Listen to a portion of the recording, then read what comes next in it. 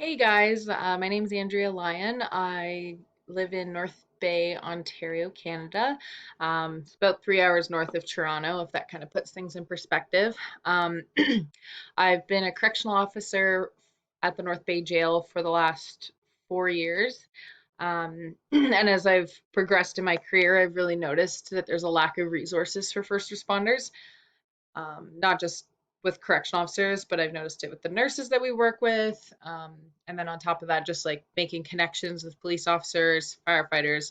Um, they really don't have as many resources as those that I work with at the jail that are inmates. So we do work in a really high stress environment, and my goal is to complete my master's by the end of this year, and then hopefully get into counseling. So that's kind of my goal for when I complete my master's.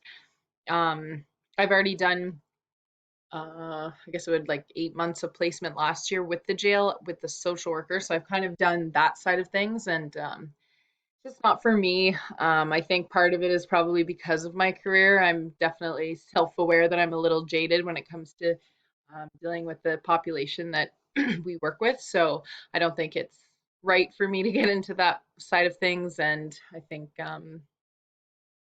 that what the social workers do at the jail are do an amazing job, and they do phenomenal work. And I praise them for going down that career path. It's really awesome, and it's definitely a thankless position. So I'm grateful that I get to work alongside them, and I hope that they enjoy the rest of their careers with that plan. Um, I I'm pretty outdoorsy. I like my camping and my fishing and stuff like that. So that's kind of how I spend my time and how I kind of do my self-care.